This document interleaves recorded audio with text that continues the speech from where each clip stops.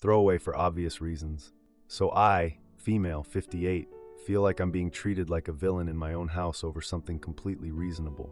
My daughter-in-law bailed on Sunday dinner last minute, so I gave her spot to someone else, and now my son is acting like I committed some unforgivable crime. Am I the idiot for not saving her spot when she didn't show up? Okay, so, background. I've been doing Sunday dinners for like 30 years now. After my kids moved out, I honestly threw myself into these dinners because, I don't know, it gave me something to do that felt important. I set 6 places every Sunday when everyone can make it. Me, my husband, my son Jake, his wife Emma, and usually my brother and his wife. But since my brother and his wife are out of town this week, I set 4 places. Emma, female, 26, seemed really excited about family stuff when they first got married 2 years ago. Like she'd ask me for recipes and compliment everything and seemed genuinely happy to be included. But lately, I don't know, she's gotten more polite, like fake nice instead of actually warm. She shows up but sits there checking her phone or just picking at her food. And Jake, my son, spends half the time texting her, even when she's literally sitting right next to him, which is just weird. But anyway, this Sunday I made this chocolate trifle that's supposedly her favorite. I spent like 3 hours on it, because you have to let each layer set properly, and I even got those fancy berries from the expensive store. Everything was ready at exactly 5:30, like always. Then 5 rolls around and I get a text from Emma saying she had a migraine hitting hard and wouldn't be able to make it. Just like that. No phone call, no asking if we could push it back an hour, nothing. And honestly, I was pissed. Like, I get that migraines suck, but this has happened like 4 times in the past 2 months. Always on Sunday, always last minute, and I'm sitting there looking at this beautiful trifle that I made specifically because she mentioned loving chocolate and berries. So I called Jake to vent about it. Maybe I shouldn't have, but I was frustrated. And he apologizes and says he knows I worked hard on everything. Then he mentions that his college buddy Marcus just texted him. He's in town for work and feeling really down because his divorce just got finalized last month.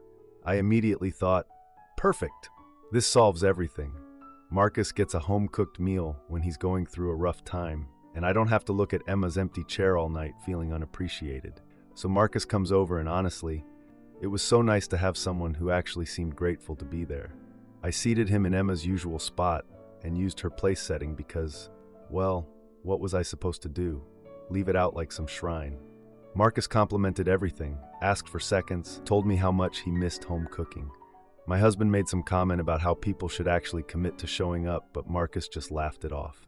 Everything was going great until around 7:30 when Emma just walks in, using her key like nothing happened. She looked better, I'll give her that, not pale or anything.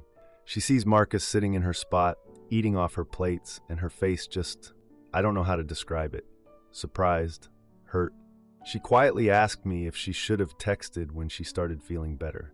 And I guess I snapped a little because I told her I can't hold spots forever for people who don't show up, and that Marcus needed somewhere to go and the food was getting cold. That's when Jake exploded. He started going off about how I treated his wife like she doesn't even matter and that she's not some backup guest, which honestly felt really unfair because that's not. I treat everyone the same. If my brother canceled last minute and then showed up 2 hours later, I'd have done the exact same thing. My husband backed me up saying something about how family dinners require commitment and you can't just come and go whenever you feel like it. But Jake just got more angry and said we were being completely unreasonable and that Emma tries so hard to be part of this family. Emma didn't say anything during the fight. She just stood there looking uncomfortable while Jake and my husband argued. Eventually, she said something like, "It's fine, I'll just head home," and left. Jake followed her out and now he's not answering my calls. I honestly don't understand what I did wrong here. I made the best of a bad situation. Marcus needed cheering up, the food needed eating, and I'm not a restaurant where you can just show up whenever and expect your table to be waiting.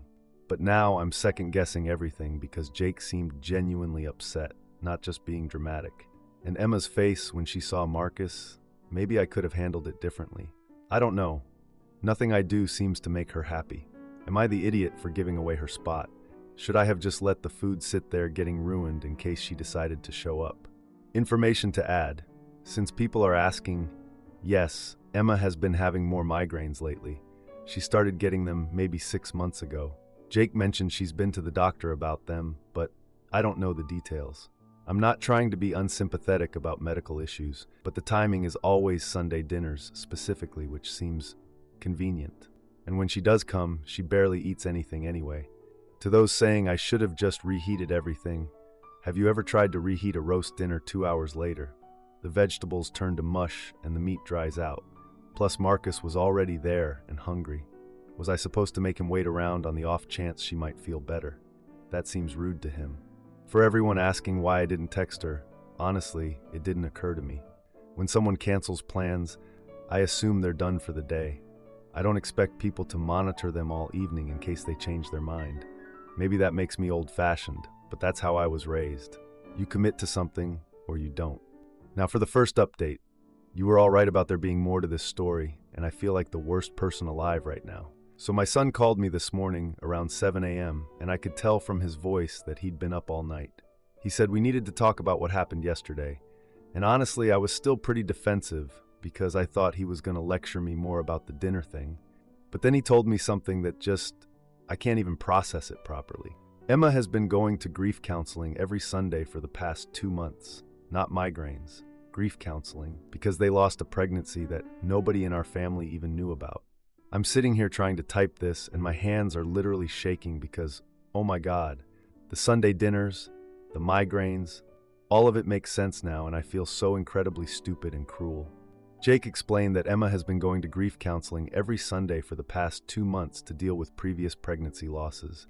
And then on Saturday morning, they got the terrible news about losing this pregnancy too. Literally, the day before the dinner incident. Emma actually was feeling sick Sunday morning because hello, grief and trauma, but by evening, she was hoping maybe some normal family time might help her feel better. She wanted comfort. She wanted to feel like part of the family during probably the worst weekend of her life. Jake said she had actually put on makeup and tried to pull herself together before coming over, hoping that acting normal might help her feel normal, but seeing Marcus in her place just broke whatever calm she'd managed to build up. And what did I do? I gave her spot away and made her feel unwelcome in her own family. I am honestly horrified at myself right now.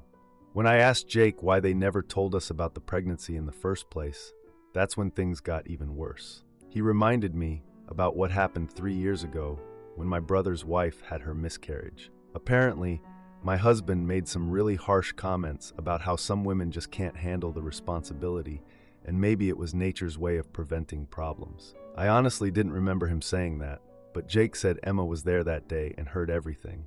She decided right then that she could never risk being vulnerable with our family about pregnancy stuff because what if she got the same treatment?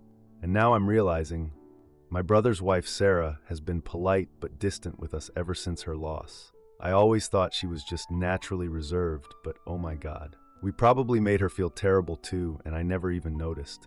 The worst part is that we make jokes at every dinner about when they're going to give us grandchildren and how we're waiting patiently for babies. I thought I was being encouraging and showing we'd be supportive grandparents. But Emma has been sitting there, listening to those comments while actively grieving multiple losses. Jake said she's had miscarriages before in previous relationships too, and probably feeling like a complete failure. I keep thinking about her face when she walked in Sunday night and saw Marcus in her spot. She wasn't just surprised or inconvenienced, she was heartbroken. She'd come looking for family comfort after the worst day of her life and found that we'd basically replaced her with someone more convenient. Jake said she spent yesterday crying and telling him that maybe she should just stop trying to be part of our family since she clearly doesn't fit in anyway. And honestly, based on how I've been acting, I can't even argue with that. I tried calling her this morning, but it went straight to voicemail. I don't even know what I would say. Sorry, I gave away your spot while you were grieving your dead baby. Sounds pretty inadequate. My husband is being his usual self about this, saying we couldn't have known and we can't be extra careful around everyone's feelings all the time. But maybe we should be more careful. Maybe making people feel safe to share important things is more important than being practical about dinner arrangements. I honestly don't know how to fix this. I've probably destroyed any chance of having a real relationship with Emma, and I can't blame her for protecting herself from us. I feel sick thinking about all the times she's been sitting at our table smiling politely while we talked about future babies, knowing she was actively grieving. How many Sundays has she forced herself to show up and pretend everything was fine just to avoid our questions? And the grief counseling, of course that's on Sundays. Of course, she needs professional help dealing with this because clearly her own family isn't safe to talk to about it. I don't even know what I'm asking for here. I just needed to tell someone how badly I screwed up because I can't stop thinking about her face Sunday night. She looked so hopeful when she first walked in, like maybe being around family would help. And then she saw Marcus eating off her plates in her chair and just looked so sad. I made someone who was already broken feel completely unwanted in their own family. How do you come back from that? Edit 1. To everyone asking why I didn't know about the pregnancy, they were keeping it quiet until the second trimester because of Emma's history with losses. They literally found out it wasn't viable on Saturday and were planning to tell us after they processed it themselves. Edit 2. Yes, I realize now that all the harmless grandchildren comments weren't harmless at all. Jake said Emma would sometimes cry in the car after dinners because of them. I thought I was being supportive, but I was actually torturing someone who was already struggling. Edit 3. For those asking about my husband's comments during Sarah's miscarriage, I honestly blocked most of it out because it was so uncomfortable. But Jake reminded me of specific things, and yeah, they were pretty brutal. My husband thinks tough love helps people move on faster, but clearly it just drives them away. Edit 4. I haven't texted Emma yet because I don't want to make this about my guilt when she's dealing with actual grief. Jake said she needs space right now, and I'm trying to respect that even though I want to apologize immediately. Now for the second update. You were right about me making everything worse, and I honestly don't think I can show my face at another family gathering ever again. So it's been 3 weeks since my last post, and I thought maybe things were getting better. Jake had been texting me a little bit, mostly just yes or no answers, but still. And Emma actually liked one of my Facebook posts last week. I know that sounds pathetic, but I was taking it as a good sign, you know? I've been trying so hard to give them space, like everyone suggested. No more phone calls asking how Emma's doing. No more dropping by unannounced. No more innocent questions about doctor appointments or whatever. I even stopped my usual comments about grandchildren completely because, well, obviously, I thought I was being respectful and backing off and letting them heal. But then Thanksgiving shopping happened, and God, I'm so stupid. I always do my big Thanksgiving shop at Brookdale Mall because they have that fancy grocery store, and Emma works in one of the office buildings right across the street. I've been shopping there for like 15 years, way before she even met Jake, so it's not like I was stalking her or anything. It's just my usual routine. Anyway, I was finishing up my shopping. Got a 20-pound turkey this year because my brother and his wife are finally coming back, and I decided to stop at the coffee place for my usual break. That's when I saw her. Emma was sitting at a table with some guy I'd never seen before. Older guy, looked professional, and they were sitting really close together. Like, he had his hand on top of hers on the table, and she looked like she'd been crying. Her eyes were all red and she kept wiping her nose with tissues. I immediately ducked behind this pillar and just watched them. I know that sounds creepy, but I was so confused. For a split second, I wondered if this could be her grief counselor, but Jake had said she went on Sundays, and this was a Wednesday afternoon. Plus, the way he was touching her hand, leaning in close, it looked way too intimate for any professional relationship. My first thought was literally, oh my God, she's having an affair. Like, everything suddenly made sense. The Sunday absences, the fake migraines, the distance at family dinners. She wasn't grieving. Well, maybe she was, but clearly she'd found someone to comfort her. This guy was obviously her emotional affair partner or whatever you call it. I felt so right about everything, honestly. Like, here, I'd been beating myself up for weeks, thinking I was this terrible mother-in-law who'd ruined everything, and meanwhile she was sneaking around behind Jake's back. All that guilt I'd been carrying about the pregnancy stuff and making her feel unwelcome. Apparently, she had other reasons for being distant. The more I watched them, the angrier I got. He kept stroking her hand and she kept leaning into him, and I'm thinking, this is why she couldn't commit to Sunday dinners. This is why my son has been miserable and defending her to us, because she's been lying to everyone. When she got up to go to the bathroom, I don't know what came over me. I marched right over to his table before I could talk myself out of it. I went up to him and introduced myself as Jake's mother and Emma's mother-in-law. The guy looked surprised but smiled politely. Nice smile, actually. He seemed like a decent person, which honestly made it worse because what kind of decent person goes after a married woman? He told me his name was David and that it was nice to meet me. And then I said something that I thought was really clever at the time, but now makes me want to disappear forever. I told him how much I'd love to have him join us for Thanksgiving since he seemed so close to the family. Really emphasized the word close too, like I was being subtle. I went on about our family traditions and how we always welcome people who are important to family members. Made it sound like I knew all about their relationship and was totally fine with it. Said something about how Jake would be so excited to meet someone who obviously means so much to Emma. David seemed really touched by the invitation. Said he'd never expected to be included in family holidays and how kind it was of us to reach out. He gave me his phone number and everything, telling me he'd bring a side dish and asking if there was anything specific the family needed. Looking back, his reaction should have been a red flag. Like, if he was having an affair with my daughter-in-law, wouldn't he have been confused or uncomfortable about being invited to meet her husband? But I was so focused on my brilliant plan that I didn't think it through. My brilliant plan being, I honestly don't know what I thought would happen. I guess I wanted to force the whole situation into the open. Like, if I invited her affair partner to Thanksgiving dinner, she'd have to either confess or watch him sit there with Jake and feel guilty about it. I thought I was being clever and taking control of the situation instead of just letting her make a fool of my son. I wanted her to know that I knew, and I wanted to see how she'd handle being caught. God, writing this out makes me sound psychotic, so I went home feeling really smug and triumphant. Called David that night to confirm details, and he was so grateful and excited. Kept talking about how wonderful it was to have family support during difficult times, which I thought was him referring to sneaking around with a married woman, but obviously, yeah. Jake called the day before Thanksgiving to confirm what time to come over, and I mentioned that we'd have an extra guest this year. Didn't tell him who, just said I'd met someone who seemed important to Emma and thought it would be nice to include him.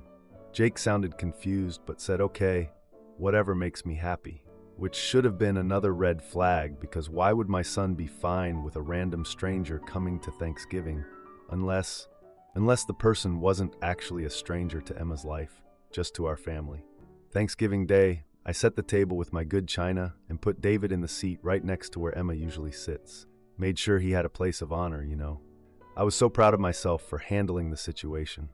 David showed up right on time with this beautiful green bean casserole and a bottle of wine. Super polite, complimented the house, asked about family photos. Really lovely man, honestly. We were chatting about his work, and he mentioned something about counseling, but I wasn't really listening because I was too focused on waiting for Emma and Jake to arrive. When they walked in, Jake took one look at David and went completely white. Jake said David's name like a question, asking why he was there. David smiled and explained that I had very kindly invited him to join our family celebration and how touched he was by my thoughtfulness. That's when Emma made this weird choking sound, and Jake turned to me with this expression I'd never seen before, like furious and confused and horrified all at the same time. Jake asked me, in this very quiet, very controlled voice, why I had invited Emma's grief counselor to Thanksgiving dinner. Oh my God. David immediately started apologizing, saying he had no idea there was family conflict and he never would have accepted if he'd understood the situation. He tried to explain that he'd thought the family was reaching out to include him because they knew about his professional relationship with Emma and wanted to show support. Emma finally spoke up, very quietly, and told David that no, I had seen them at the coffee shop and misunderstood their relationship. She said she was so sorry for the confusion and that she'd never mentioned our family issues during their sessions because she didn't want to burden him with personal stuff. David looked absolutely mortified. He apologized again and said he should leave, but Emma told him no. The misunderstanding wasn't his fault, and he shouldn't have his Thanksgiving ruined because of family issues. So we all sat down to eat the most awkward Thanksgiving dinner in the history of Thanksgiving dinners. I kept trying to make normal conversation, but everything felt forced and weird. David was clearly uncomfortable, but trying to be polite. Emma barely touched her food. Jake was furious, but trying not to make a scene in front of David. About halfway through dinner, David mentioned how much Emma's participation had helped other women in the group. He talked about how Emma had been coming to their weekly Sunday group sessions for the past couple months, and her progress in dealing with her grief had been really good. He said that sometimes she also schedules individual sessions when she's having particularly difficult days, like today at the coffee shop. He said she should be proud of how much she's accomplished and how lucky she was to have such a supportive family environment to come home to. Jake literally choked on his wine. After David left, with a container of leftovers because I'm apparently incapable of not being a hostess even when I've just ruined everyone's life, Jake exploded. He asked me what the hell I thought I was doing, inviting Emma's therapist to dinner without telling anyone. Asked if I had completely lost my mind.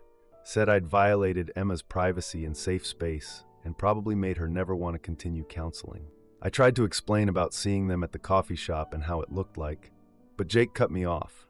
Jake told me that what I saw was someone comforting his wife while she cried about her dead babies, because that's literally his job.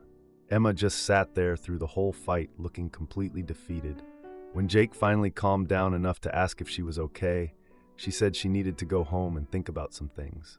They left without helping clean up or taking any leftovers or saying goodbye to my husband. Emma hasn't answered any of my texts since then. Jake sent me one message saying he needs time to figure out how to move forward with our relationship, if at all. I don't think I can fix this. I was so convinced that I'd caught her doing something wrong that I turned her grief counselor into a prop in some weird revenge fantasy. I violated her therapeutic relationship and humiliated her in front of someone she trusts with her most vulnerable feelings. And the worst part, David was actually really wonderful, clearly cares about his clients, and took time out of his holiday to help someone who was struggling. If I'd just asked Emma who he was instead of jumping to conclusions, maybe we could have actually had a nice Thanksgiving with someone who's been helping our family heal. Instead, I turned a professional counseling relationship into family mess and probably made Emma feel like she can't trust anyone anymore. I think I've officially destroyed any chance of ever having a real relationship with my daughter-in-law. And honestly, I don't blame her for protecting herself from me. I'm apparently toxic for her mental health. Edit 1. To everyone asking why I assumed affair instead of therapy, I honestly don't know. I think I was still so hurt from feeling left out of the grief stuff that when I saw her being comforted by someone else, I immediately felt betrayed instead of considering innocent explanations. Edit 2. Yes, I realize now that David was probably having coffee with Emma because she was having a particularly hard day and needed extra support. Jake later told me she'd been struggling with Thanksgiving specifically because it was supposed to be when they announced the pregnancy to family.